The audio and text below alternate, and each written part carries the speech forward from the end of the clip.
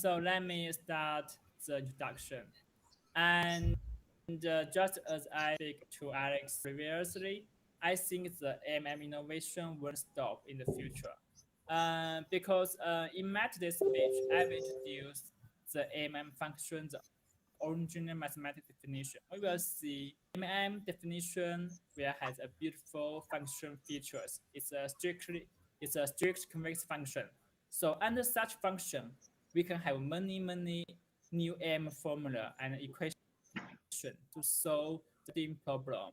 Yeah, so in today's speech, VirtuSwap will share their idea on their AMM and new innovation. And that's reasonable when we see their new formula. When it requires such strict function, we can solve many problems. Also, for kernel finance, yeah, I'm kernel finance CEO, and we are also constructing a new AMM to try to solve the gaming and the GameFi trading scenario use small chain algorithm. So I think in our next cycle, there must be new AMMs, no, not only Uniswap or Curve. And that's also the idea from Uniswap CEO, Adam. He also said AMM wants only one single formula. There will be many formula.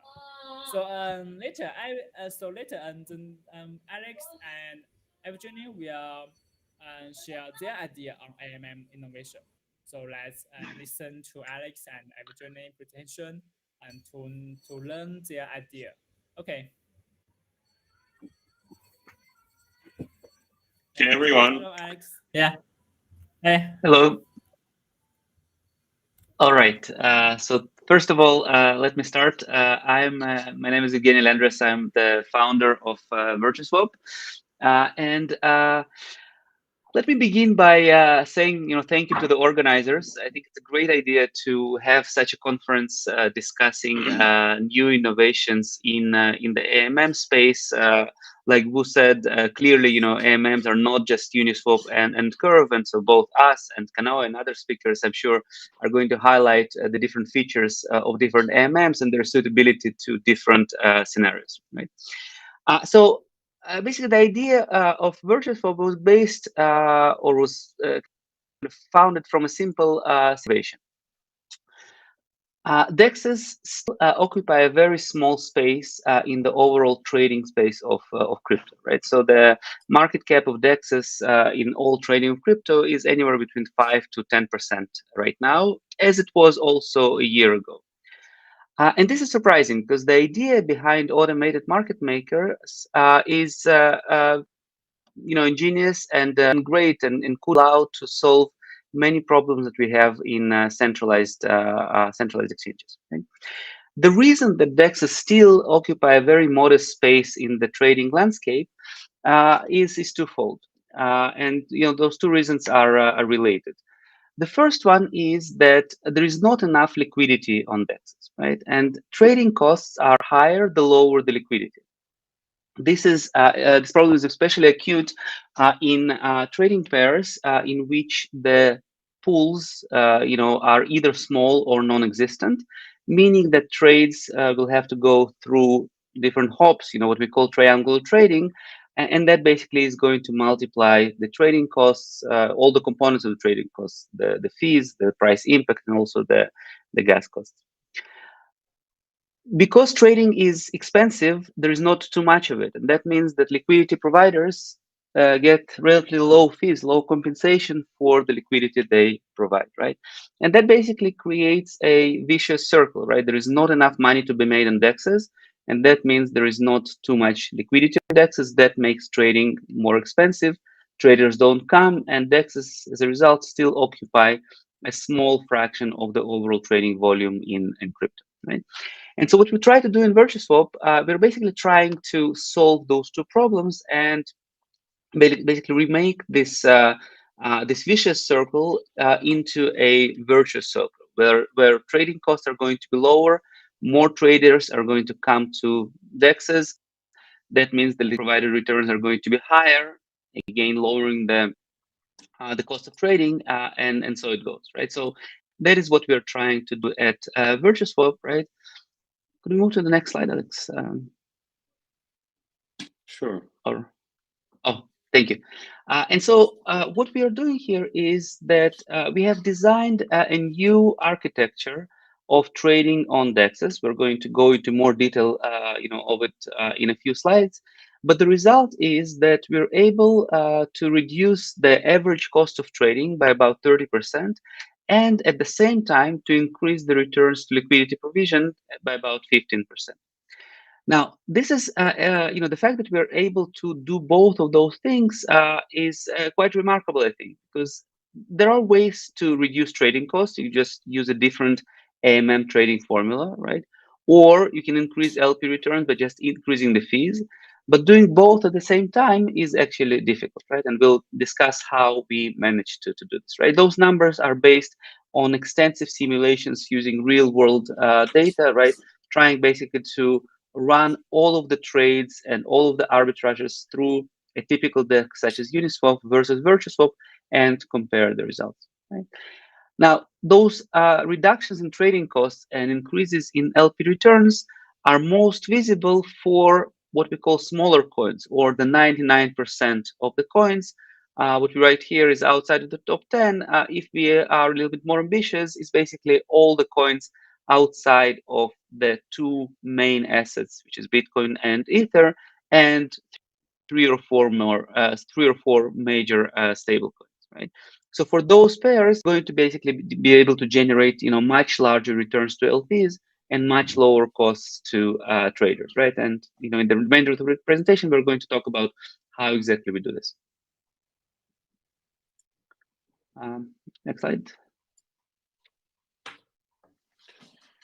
Okay, thanks, Evgeny. So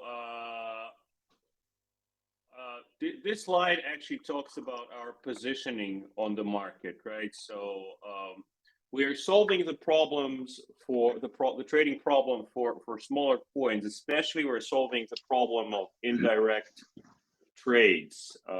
So right today, if you want to swap between two smaller coins, and we talk about pretty big assets still, like maybe Matic and Link.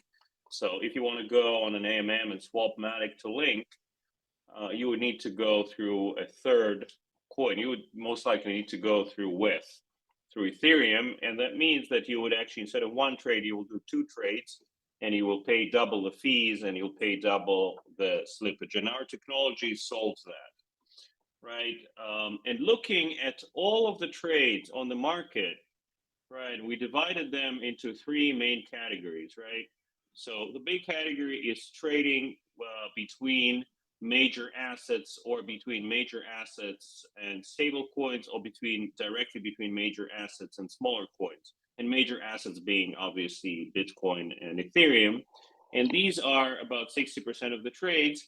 And here, Uniswap or Uniswap technology provides a very good solution.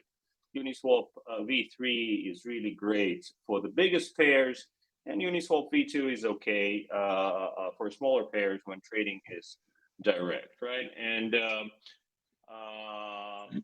then we saw Curve come in to solve trading on stablecoins, right? Because Uniswap was not good enough specifically for stablecoins, and both LP returns and trading costs could be reduced, and also price impact could be reduced with Curve.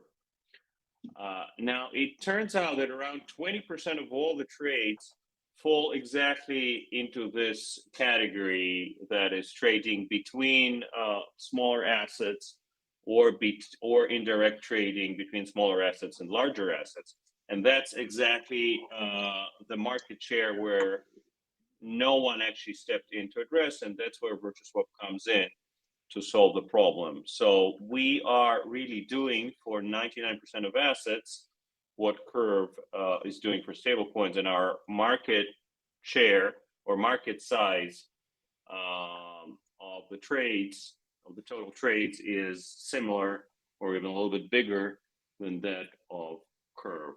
Okay, so the important part here is that there is a huge huge number of trades that are very inefficient today, and we are addressing those trades. Okay. Now, here we show a brief, our brief view on the evolution of the DEX thought. It kind of follows on the market review that we just talked about in the previous slide. So it all started with classic AMMs, right? So it's Uniswap and then the clones that appeared with slight variations on different blockchains as well. Later on, concentrated liquidity appeared. It actually was pioneered by KyberSwap, but Uniswap made it really, really mainstream.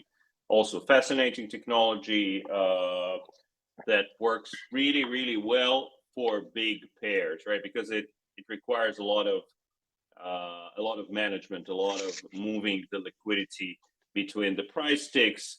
So it really works well for very, very large and deep pools, but it doesn't really work well on smaller pools. By the way, we're working on some research papers regarding that, and we'll be releasing that later this year, specifically regarding the concentrated liquidity.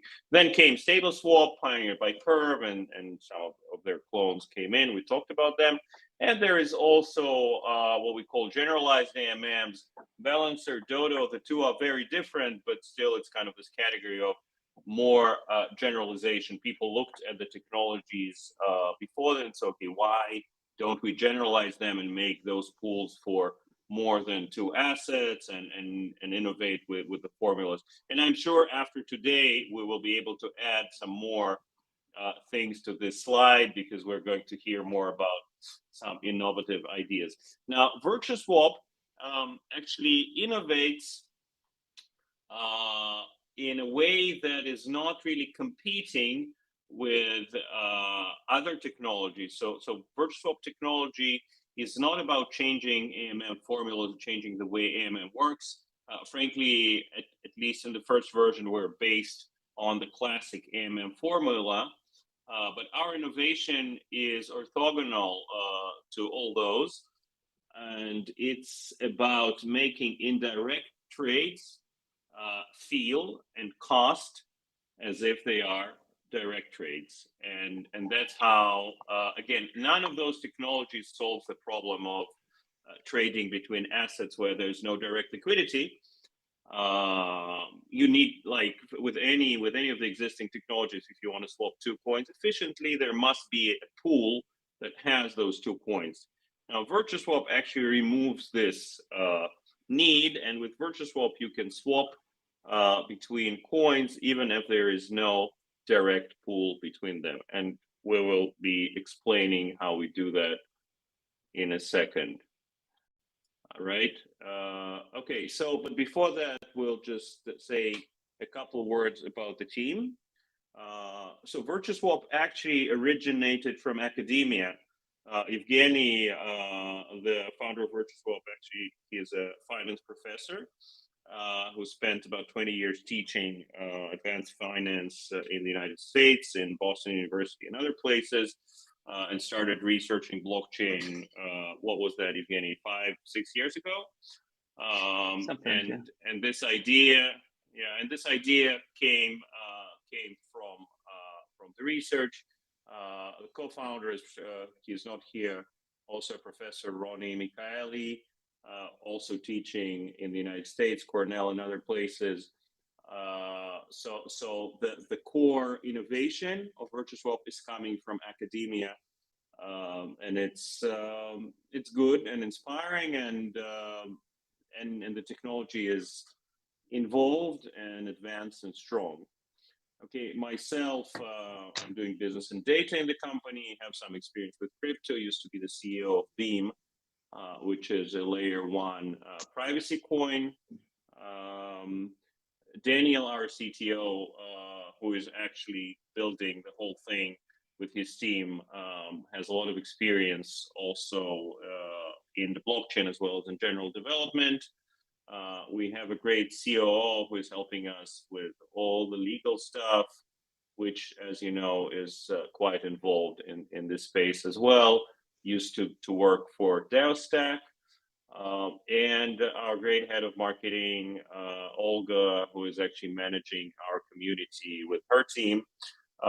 So we are pretty confident of our abilities, and we're actually delivering on our promise. So now I guess it's a good time to get to the actual thing and explain how everything works. Okay, so Evgeny, back to you. All right. And I'll try to do it with zero formulas, right? We do have quite a lot of mathematics involved in what we're doing, but I think it's quite easy actually to explain using pictures as opposed to notation. So let me try. So let's imagine an example where a person wants to swap USDC for Matic, right? He wants to buy Matic and he wants to sell USDC. Now, unfortunately for this trader, a Matic USDC pool does not exist, right? Or is too small, for efficient trading. That is a true situation, right? That the trader is going to a triangular pool, right? Can you guys hear me? I think so. And Yes, go now we to a can. all right, and go to a triangular pool, and that means that he's going to basically take go to USDC WETH pool, right? Take WETH out of that pool by putting USDC in it. Use this WETH in order to go to the WETH Matic pool, deposit WETH there, withdraw Matic, and basically complete the trade. Right. So you can clearly see here that this trade, a single trade that the person wants to do, really is composed of two trades.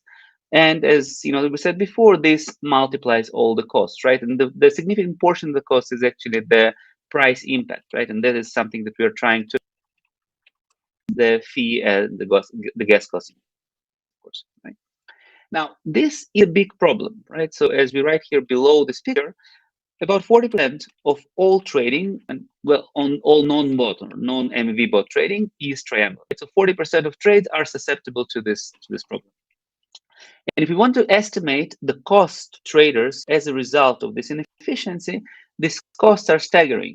They're about $500 million in extra price impact fees and gas fees just on Ethereum, right? Not even counting other blockchains, right? So that's the first problem, right, that we're trying to address. The second problem is the problem of the returns to liquidity providers.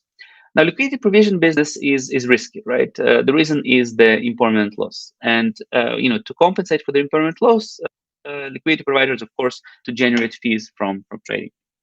Now, this impermanent loss, basically, another side of that coin is profits to the MEV bots, right? So the reason impermanent loss happens is that MEV bots trade in order to try to exploit the fact that the exchange rate in the pool is different from the external exogenous exchange rate, right? And so basically what happens is that whenever pool is imbalanced, the MEV bot is going to come in, extract money from the pool, and this is the money that is not going to come back, right? And that basically means that the net returns to the liquidity providers, net of impermanent loss, are actually very low. There is research showing that on average, liquidity providers actually lose money, right? That is especially true probably in Uniswap v3 with the liquidity sandwiches. That is something that it's a part of research that we're working on right now. Bottom line is, it seems like LPs make very little, if not negative returns, and the reason for that is the take of the MEV bots, right? And so, try to do, and as I'll explain in the next slide, is we're going to try to both of those problems again. Too high, costs for trading costs for traders, and too low returns nets to LPs. Right? Go to the next slide, please. All right. So how do we do this, right? So let me explain very briefly. On the left picture of the same trade that we discussed in the previous slide, right, where a person wants to buy Matic and pay for it with USDC, right, resulting in a triangle. On the right, you see our pool architecture, and you see that our pool architecture is a little bit different from the typical one. And the difference is as follows. We still have two mains in every pool, right? For example, if you look at the right pool on the right picture, the WETH Matic pool, right? That consists of WETH and Matic. However, differently from other AMMs, we also allow so-called reserve-based trading. What that means really is that to every pool, there are some safe boxes attached that can accept other assets, right? In our case, the person wants to buy Matic and to pay for it for USDC. So we are going to have a safe deposit box attached to the WEF Matic pool that is able to accept it. Okay? Now the question is, what is the exchange rate? What is the trading curve, according to which this trade is going to happen? Well, we construct those trading curves based on triangulation of prices in different pools in order to construct what we call a virtual trading curve, right? Trader, it's completely non-transparent, right? So that does not know whether he trades using a virtual pool or a real pool. The bottom line for the trader is that he basically trades at just triangle trading, paying one fee, one price impact, and one gas cost. Right? So what's going to happen in the first stage of this trade is that the trader is going to go take the asset that he wants, which is Matic, from the pool that has the asset that he wants, which is the wet Matic pool in this example. And he's going to pay for it with USDC by depositing USDC into this safe deposit box. Right? Now, if you think about the liquidity provider now, right, that does not look like a great deal, right? Because the liquidity provider is now exposed to the risk that he didn't really sign up to, right? So he's now holding some assets in reserves, those safe deposit boxes, right, that are not the assets that he deposited initially to the pool. Now, in the case of USDC, it's probably not a big deal because the risk is pretty low, but you can think about other cases where the assets entering the reserves are more risky. Now, how do we solve this problem?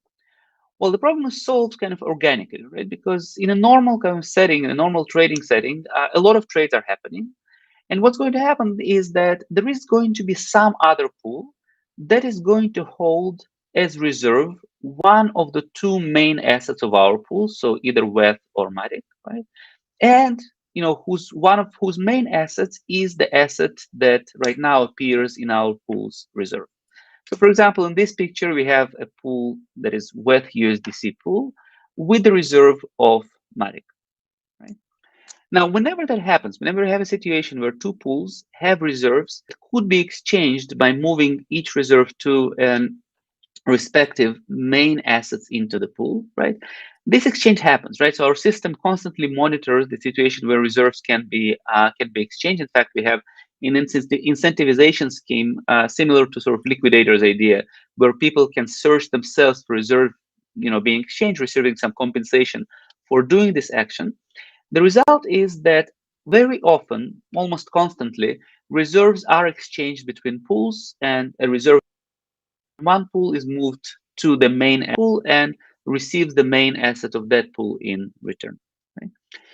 So the idea is that every trade increases the amount of the reserve, but then the exchanges of the reserves basically draw them down, right? And the level of reserves in equilibrium is typically very low, and we have verified this using extensive simulations. Now, what's really interesting is that this exchange of reserve does not involve any slippage, any price impact, and any fees, right? This is just involves a little bit of gas costs, but we are going to first launch on layer 2 network on Polygon, where gas fees are going to be very low, right? So that's not a big concern. The big point is that first of all, for the traders, it's always one trade, slashing the cost of trading by, in many cases, about half. And for the liquidity providers, the extra risk, right, is actually quite low, right? Because those reserves are very small. We actually limit them to up to 2% of the overall value of the pool. And also, we almost never reach this limit, right? The reason we don't reach it is that basically the reserves are constantly kind of exchanged and drawn down to zero. In that way, we basically again are able to reduce the LP's risk. Now, the reason that LP returns become higher is the following. if you think about the normal situation where a pool receives an asset, right, and gives the trader an asset in return, the pool becomes unbalanced, right? And that means that arbitrageurs, MEV bots, are going to come in and are going to basically exploit that inefficiency, right?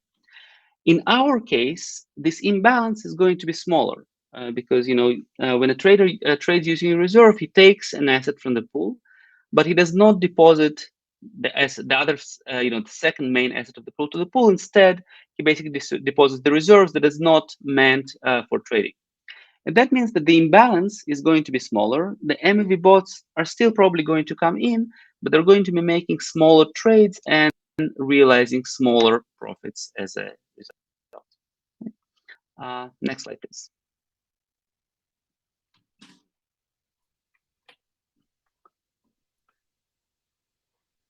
Okay, so now after we explain the basic technology that VirtuSwap is based on, the reserve-based virtual pools, we'll talk a little bit about the next steps or additional innovations that we're working on, and that may be very relevant for the industry as well. So when we were planning the business and the launch, a question popped up saying, okay, we will launch, say, in Q1 2022, and we need to create the initial pools, right? So we want to create initial pools, but what assets and what sizes of the pools do we need in order to create the best possible DEX, assuming a certain amount of incentivization that we can give to our LPs, right? Because as we know, LPs today incentivize both by the fees and the like natural profits of the pool, and also with project tokens that they receive as a bonus for keeping their money in the pools. So to answer this question, we realized that we can and should use some AI and optimization techniques to see and find the right combination of pools that will provide us with the highest volume or highest LP returns based on the market conditions. And with this thought in mind, we actually built, or we are still building, actually, we already have initial results. We're building a system that looks at the trades that are happening on the market in real time, and then it adjusts the optimal composition of pools in our DEX in such a way that it will lead to the highest possible volume being served by our technology, right? Because our pools provide better results for some trades. Giving you an example I used before, like link-matic trades. If we support those 2 coins, then our trades will be more efficient than on the market today. On the other hand, the USDT to USDC trade is not something VirtuSwap is going to be better than Curve, given similar liquidity, right? So where VirtuSwap shines is where the market today does not supply direct liquidity. So to sum up, this AI module is finding the optimal combination of pools given certain constraints. And in the first release, we'll only use it internally, but now we are having thoughts about offering this technology as a service or as a platform in some way to the industry, so that any DEX can actually optimize their pools to achieve their goals, whatever their goals may be. So that's one very interesting innovation we're working on. And here are some more further projects in our pipeline. Right, so we divided them into good stuff for projects and for LPs. So we're working on something we call reserve hedging. Right, imagine a new project coming onto the market and wanting to trade their coin, right? So today, usually they would go either to a market maker or create a pool on Uniswap or somewhere else. against only one coin, right? Because they usually only have funds enough to support one pair, so they would create a WETH pair to their coin, meaning that all of their users and all their community who want to trade the coin to something else, to DAI or USDC or any other coin, they will have to do those triangular trades. So what we're thinking about is allowing those projects to come to VirtuSwap and make their coin available as a reserve in all the pools, and this way creating all the possible pairs with their coin. The problem with that is that the LPs that Evgeny mentioned before might not necessarily want here, right? The LPs might not necessarily want to hold that new coin because it may be very new, very risky. So the LPs will not agree to accept it as a reserve and hold it. So to mitigate that, this new project can actually hedge. It can set aside some funds in stablecoin or in one of the bigger assets and guarantee those reserves, right? And in this way, the project will create multiple pairs or all the possible pairs with their coin by supplying liquidity to just one pair and setting aside some funds for reserves. So it will be very useful for all the new projects who are today kind of hurting their users by providing only one pair. Okay, and the IDO module is kind of developing the same philosophy, of developing the same idea of serving new projects to allow them a package of both providing multi-way liquidity to their coin and creating a price discovery module for creating price discovery pools for their coin launch. So that's our future stuff for projects. For LPs, we're working on two ideas. So one is protecting from impermanent loss, which can be very interesting. So it's a unique solution that we're looking at. And another thing is protection from just-in-time liquidity attacks, which are becoming more and more prevalent on the market. We're actually working on a research piece on that. So the just-in-time liquidity attacks today, they occur mostly on Uniswap v3, but probably will go and occur on other DEXs as well. And the idea is that the attacker LP actually plumps a lot of liquidity into the pool right before the trade, and then immediately takes it out and wins or wins actually both the trading fees and the price impact. So we are also looking into ways of protecting. This attack, by the way, mostly hurts LPs, existing LPs in the pool rather than the trader, but it's still kind of hurtful. So we're looking at ways to protect our LPs from those attacks too. So to sum up this part, we have this basic reserve-based virtual pools technology, and on top of that, with our academic and industry background, and by the way, the data science team that we put together, data science and research team, we have a 4-people team dedicated to that. We are actually thinking of more ways to benefit the DEX ecosystem in general, because we are very, very strong believers in DEXs, and we think it's a fascinating technology that needs to win the trading game in crypto and beyond. Okay.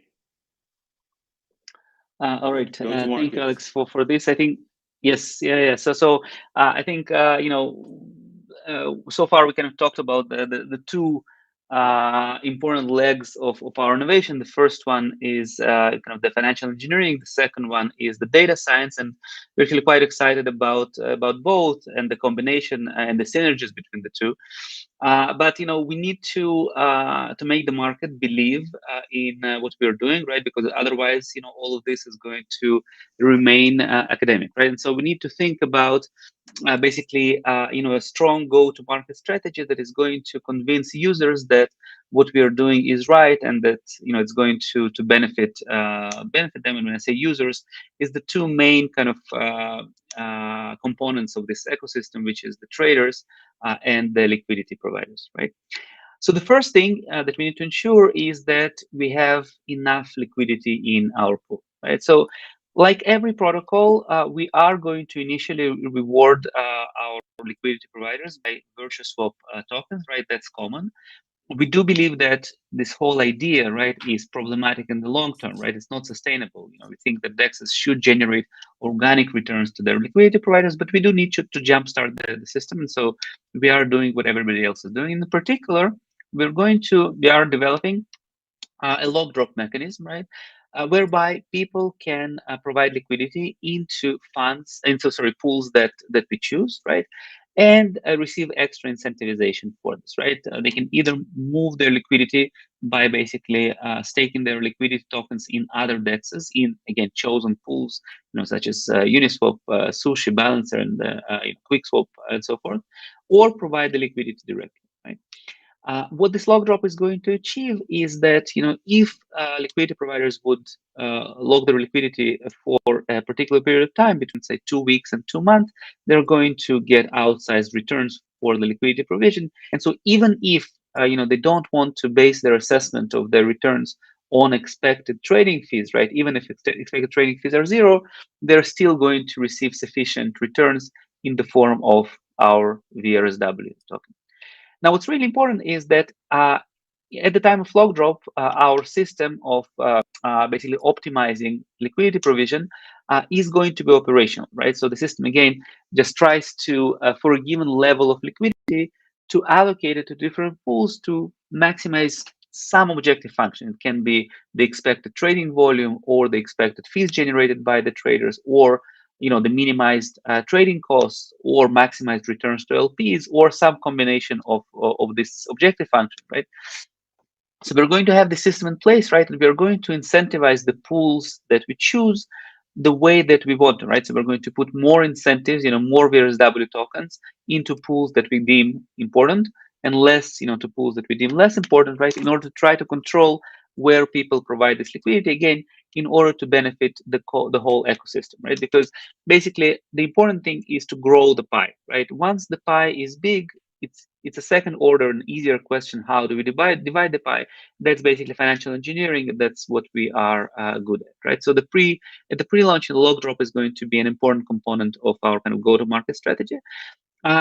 Post-launch, we have devised a pretty unique tokenomics that builds on and extends the tokenomics of Curve. And the idea is that we want to incentivize people to keep their VRSW tokens and not sell them, right? And the way we do this is that stakers of VRSW tokens are increasing their returns to liquidity provision, right? So there's no direct rewards for staking VRSW, but if you stake VRSW and you're also a liquidity provider, then basically your returns for liquidity provision are going to be higher. And if in addition to that, you lock your VRSW, so basically commit to not taking and selling it for a particular time, then basically be higher. Moreover, the longer that you keep your VRSW in the system, the higher the rewards are going to be, right? So those rewards to liquidity provision are going to be duration based, right? So the longer you stake, the longer you lock your tokens, the higher the returns for the liquidity provision is going to be. And the idea is to basically disincentivize people to sell their tokens, because once they sell it and then they acquire it again, the countdown starts again, and they're going to be generating lower returns. Like any other protocol, we also need to engage traders, right? And we're doing this in some standard ways, in some less standard ways. So ways is basically community building, right? So we have a pretty active community on Twitter, Telegram, Discord that we're building and expanding, as we speak. We're doing a lot of airdrop campaigns, basically trying to attract the right type of users to our ecosystem, right? We don't care only about numbers. We also care about the type of that come. We want people, that engage with us to be basically active traders and active liquidity providers. And so our campaigns are targeted towards this type of individuals. And we do a lot of marketing efforts. We do a lot of research. So we publish many papers on Medium. We're working on a couple of research papers that are going to be published in finance academic outlets, but also shared in a community in a more kind of condensed fashion. And so we're creating a lot of information for the community with the hope that that people are going to engage more, after realizing the extent of innovation that we're doing, right? We're also integrating with aggregators and bridges. Aggregators are important part of this ecosystem, right? Most trades actually go through aggregators, so we need to ensure to be part of that. Once we are part of that, many trades are going to go through us organically, but without marketing efforts, just because of this optimal liquidity allocation and this innovative pool technology that removes the necessity for triangle trades. Our trades are going to be cheaper, and some trades are going to go our way organically, right? Next slide, please. All right. So where are we right now? So we have developed most of our product. We have done 2 audits, one with 30K, the other with pessimistic technology, passed them with flying colors. Now we are in the second phase of our testnet, meaning that people can go to testnet VirtuSwap.io and try what we do, right? See how the trades go, look at the trade routing, compare the trade routing with what would have happened in other kind of traditional DEXs, and really kind of get a sense for how trading works. We're constantly adding features to our testnet. There is going to be phase 2, phase 3, probably phase 4. There are also going to be a lot of competitions for traders. And again, all of that is to attract the right users to the ecosystem, right? People who really are into trading indexes, into providing liquidity, to try things out, inform us about some errors that we might have so that we can fix them, but really kind of to build an active community of users of the platform. We have about 18,000 followers across different platforms. We are planning, mainnet launch in Q1 of 2020. There is a typo there, 2023. Oh, great. 2023, you can get a sense here on this slide of how our DEX looks and is going to look, and so we are quite excited about it. Right? Next slide, please. And that's our roadmap. Yeah. Right. So basically, as I said, in Q1 23, so within 3 months or so, we are planning a mainnet launch. We are doing this on Polygon. Reasons.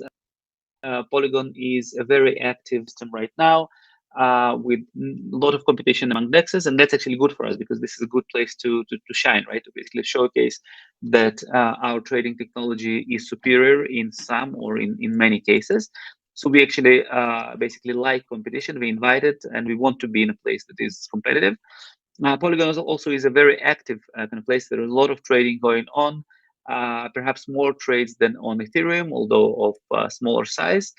In addition, we have a very good connection to the Polygon ecosystem in general. Some of our investors include Polygon founders and Polygon head of DeFi, and we are very, very kind of immersed in what's going on in Polygon, and and have also cooperation with several other projects, either launching or that have launched on Polygon. Right.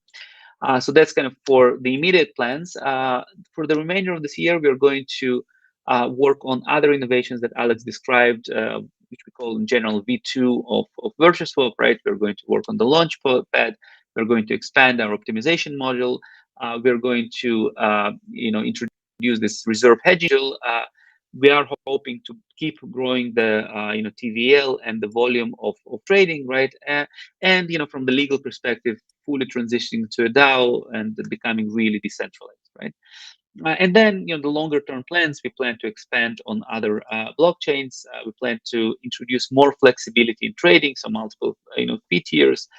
We want to introduce concentrated liquidity provision. As Alex said, our innovation is orthogonal to most other financial innovations in DeFi. And so it is going to be possible to integrate V3 of Uniswap or something of this sort with what we are doing, right? And I think synergies there are going to be quite large, but for now, we don't know if we haven't simulated this, and we need to do this. MV protection that Alex described, I think it's going to be big if we're able to do this, right? So we have a lot of plans for at least the next 2 years, and perhaps beyond that, right? So we really our vision, right, is to become one of the hubs of financial and data innovations in DeFi, right? And we're working hard to to get closer to this vision.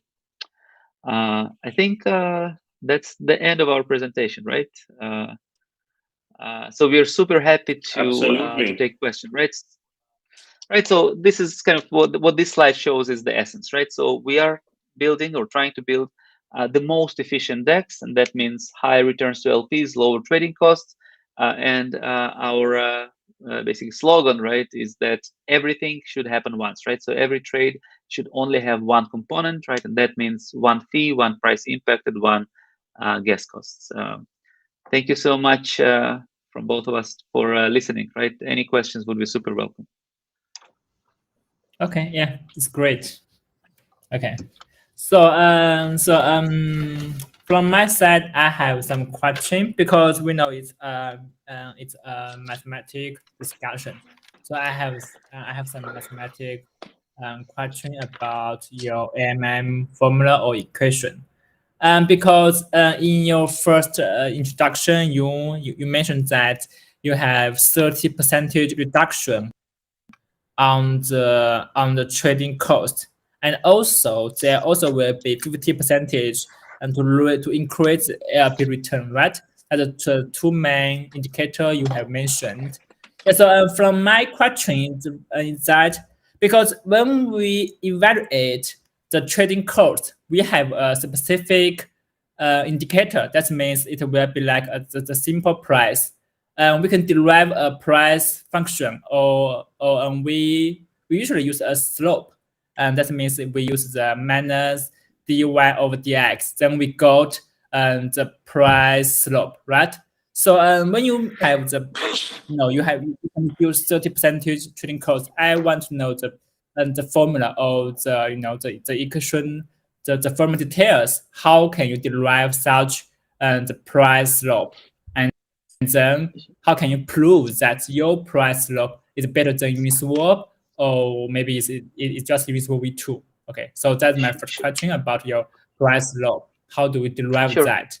And you can yeah.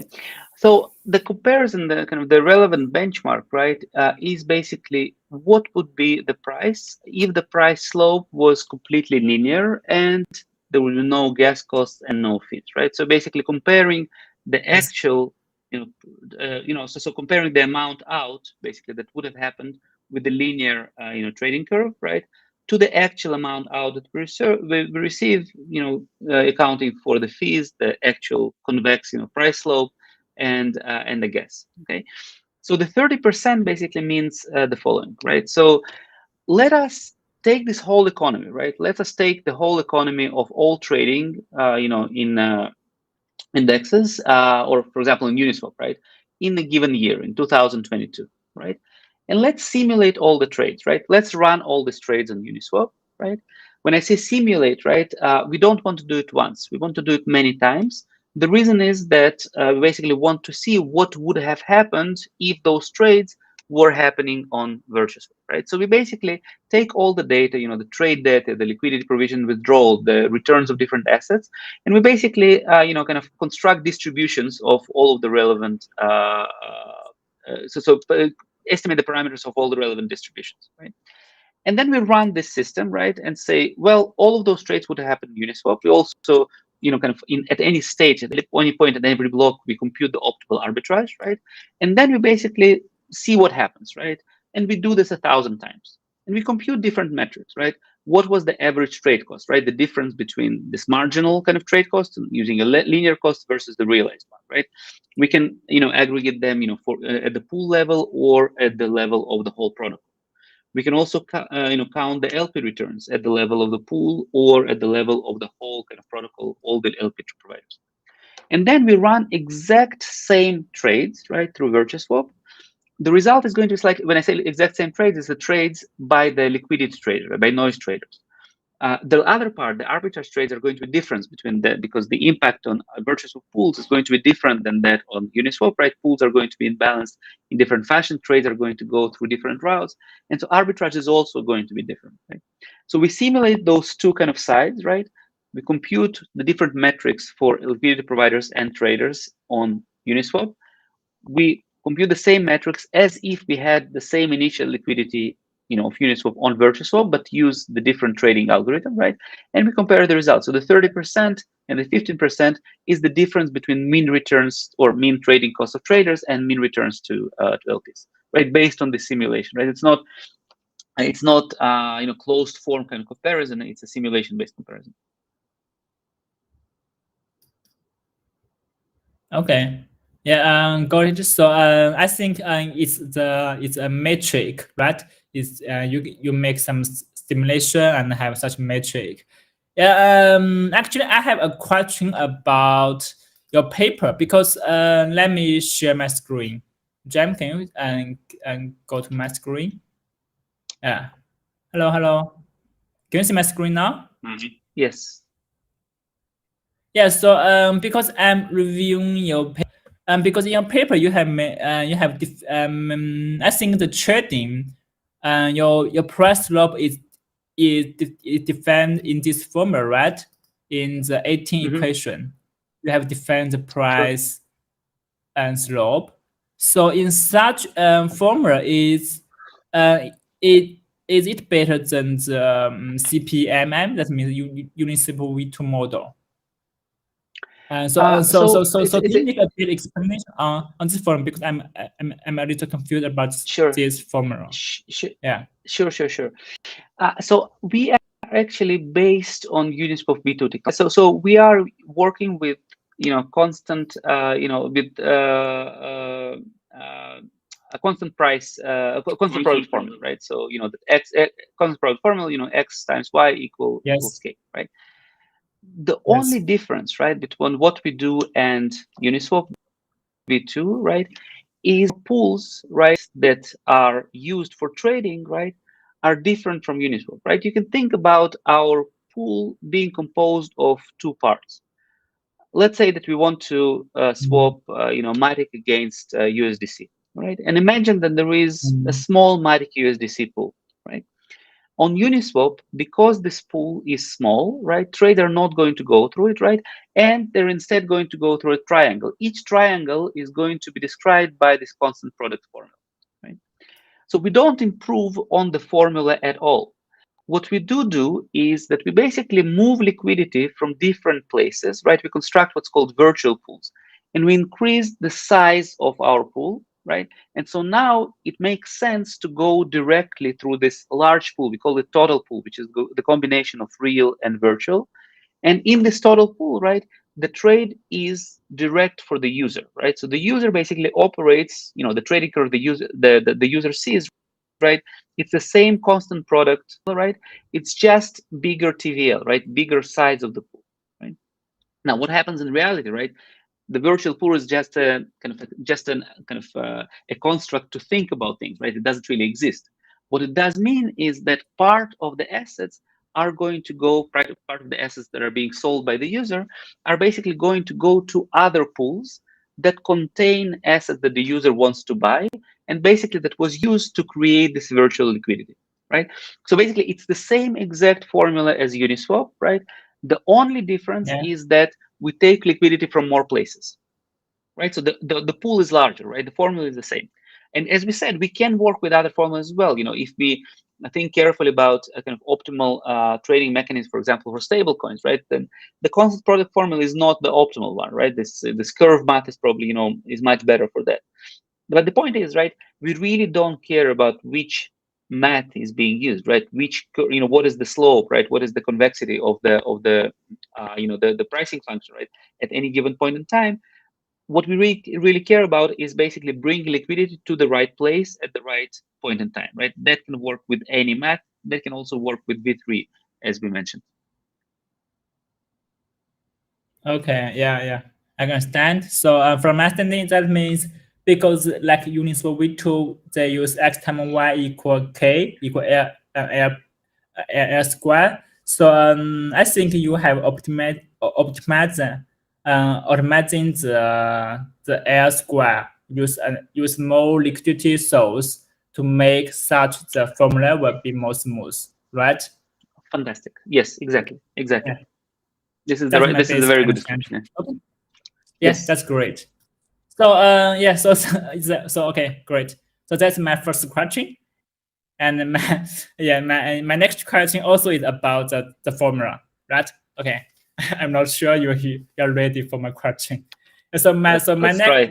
my next question is about the impairment loss. When we say the LP returns, we will use the impairment loss to define the return, because when the IL curve is above zero, the liquidity provider can get gain, can have gains, right? So I'm curious about how to define the impairment loss, and how to calculate how can you move such impairment loss curve above zero. That's my second question about Uh, the LP side. Yeah. yeah. Sure. So the impairment loss can be defined in two ways, right? So the first way Yeah. is kind of indirect, right? So you can basically look at what is the value that the liquidity provider started with, right? What is the value of the asset that he provided, right? And then you can look at the end result, right? And the end result is going to be composed of three things. So the reason why the value of liquidity providers' assets has changed over time, there's three sources. The first is the fees, right? So people, paying fees to the pool and increasing the size of the pool. The second one, change in the value of the underlying assets, right? And the third one is the impermanent loss, right? The first two things you can easily compute, right? You can compute all the fees that were put into the pool, and you can compute what would have happened, right, if the person would just invest those two assets that he put into the pool, in two separate, wallets, right? Two separate accounts. The difference between them has to be the impermanent loss, right? So that's the first way of computing it, right? The second way of computing it, right, is basically looking at the MEV bots, right? So MEV bots operate in the system, right, and they're always trying to look for opportunities to, basically to take the expensive asset from the pool and to put the cheap one, right?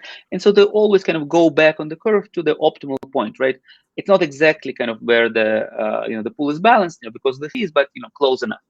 And basically, you can compute the overall gains, either percentage terms or dollar terms for for MEV bots, and that is the impermanent loss, right? And those two things have to match, right? So the two ways of computing them, right? And so really, what we want to do is we want to decrease the amount of money gained in the system by the MEV bots, right? Because any money not gained by the bots is the money that remains in the pools, right? And so this reduction in in the MEV take, right, is basically the increase in the returns of the LPs. Okay, got it. So I think it's more on the financial engineering. It's not a math definition. It's more from the financial engineering to solve the boat and the MEV triangle trading, and then you can say some loss from the LP. Yeah. So basically, what happens is that the reduction in the MEV bots profits, right, comes from a smaller imbalance on average in our pools, right? Again, so pools are typically imbalanced as a result of trades. I mean, the imbalance can happen as a result of trades or as a result of exogenous price changes, right? But if we focus on the imbalances based on trades, right, or happening as a result of trades, right, those are smaller on VirtuSwap. And then Uniswap became, because of the reason again that the pool, when the trade happens, the imbalance is half of what it is on other DEX, right? So again, there is no there is no different kind of math in terms of the convexity or the slope of the trading function, right? The innovation is in kind of bringing more liquidity to where it's needed, right? And as a result, reducing the imbalance in the pool composition.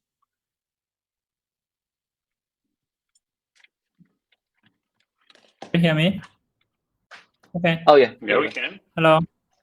Okay, yeah, and just lost my connection for seconds. So I think that's all question from my side. I think because I have reviewed the paper, so generally speaking, from a VirtuSwap design, I'd like to. I will because in my speech I will introduce some basic definition of AMM trade-off. I will use one indicator and I call it the rate utilization, because when we evaluate the different AMM, we will use the trading volume and derived by the TVL. That means if you can make use of most of liquidity, you can have a higher rate utilization. For VirtuSwap, they use the multiple liquidity sources and they can rate the high capital rate utilization for the whole trading and ARP. So that's my understanding on VirtuSwap. So, Jam, are you in here? Hello, Jam. Yeah, I'm here. So because you are on the marketing side, if you have any question on the VirtuSwap market strategy, you can also leave your question here. The marketing strategy. Like currently, like I don't have any question. I mean, you mean like question about like the marketing strategies VirtuSwap have? Yes, because they have introduced their marketing strategy.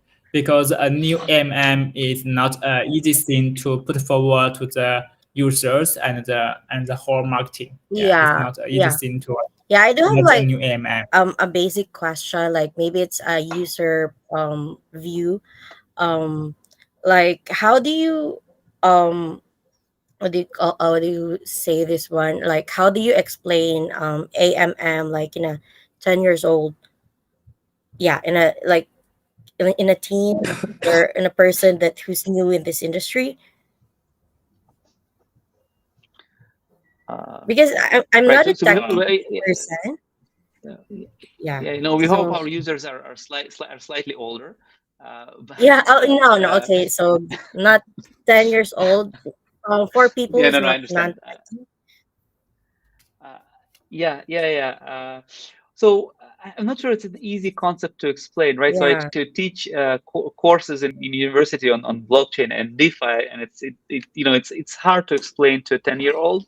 Just the concept of automated market maker is like so different from the typical trading that people know, right? I'm not sure 10-year-olds know about order books, but but most other traders do, right? So it's a difficult concept to explain. But again, I guess our major selling point, right, is that regardless of what trading system you're using, right, you really want to make trades cheap, right? And so, forget about all the financial innovation, financial engineering, forget about the data science, right? Our goal is to make trades cheap, and we want to make them comparable in their costs to centralized exchanges, right? Whether we do it with using some sophisticated mathematics or more sophisticated mathematics, like who is doing this, right? That doesn't matter, right? The end result to the user, right? Nobody's going to really read. Users are not going to read the white papers and really kind of go through the formulas and the simulations, right? They care about the results, and so the results, right? I think we do deliver. Or in the simulated kind of environment, we do deliver those results, and hopefully that's going to convince the user, right? I don't think, maybe I'll give the floor to Alex. Maybe he has a better way to kind of do this, right? I don't think there is an easy way to explain kind of the intricacies of this to a 10-year-old. But to me, I think the end result is what matters. Yeah, so I think the explanation is like this. So you want to exchange your apples to your oranges, right? And you have two options. You can go to a guy called Sam or CZ and give him your apples and then hope you get your oranges back. But you guess what? You might never get them back. Or you might go to a very trusted computer system that will always give you your oranges for your apples. Again, that's what AMM is. So what I'm saying is we don't need to explain the technology because the technology really becomes very involved. We need to explain the basic premise of less risk and no trust. Okay, our competitor as an industry is the centralized exchanges, right? And people still trust them, and people and they fail time after time, right? So that's where DEXs and all kinds of different DEX technologies shine, because you cannot bribe a computer program, right? A smart contract cannot steal money, cannot steal apples, cannot steal oranges. So that's your 10-year-old explanation. So that's about being sure and about not being exposed to any risk of somebody stealing your stuff. That's to me that's AMM, and that's the smart contract technology that allows it. Yeah, thank you for the real life scenario for explaining it to a 10-year-old. It's yeah.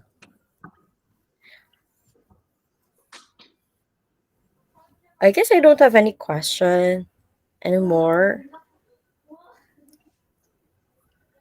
I think Okay. All right. So I just wanted to say that we are very happy to connect to communities of other projects that are kind of like-minded, right? That takes this financial innovation seriously, like Kanoa does. And so so if you guys, people from the Kanoa community that are here, have any more questions for us, we're super happy to connect. Answer them online, offline, doesn't matter. Right? We're really kind of interested in creating more connections with people who are interested in kind of in bringing this ecosystem, DEX ecosystem, to the place where it should be. Yeah, of course. Because apart from Kanoa Finance, we also launched Game Gear Alliance last year. So we have most the GameFi community. So if they have some question, we'd like to connect the new swap for to some GameFi project. Yep. Okay. This is great. That's great. Awesome. All right. All right, guys. So thank you so much again for having us. I think this is a fantastic idea. I hope at least that it's going to be a recurring thing, right? That we're going to have this kind of a serious financial innovation based conferences on AMMs and beyond. On DeFi in general. I'm still super privileged to be here. Yeah, actually, like today Same marks here. actually today marks the first anniversary of Kanoa Finance, so we are thankful that you guys accept our invitation to celebrate with us today and to present your AMM view or your VirtuSwap AMM model, and also to our listener as well. Okay. Thank you. Thank you, guys. Yeah. Bye-bye, and good luck. Yeah, bye-bye. We'll be in touch. Nextly, I will start my presentation on a simple speech of the basic AMM research and its trade-off. I think it will be it's a problematic speech. Yeah. So you can if you have any for the communication, we can talk in our Telegram group. Yeah. So James, what's the next step? Okay. Yeah. Bye, Alex and Evgeny. Thank you so Bye-bye. much Thank for you. your Bye. presentation. Thank you. Bye. We'll continue listening. Thank you. Yeah. Thank you. Okay.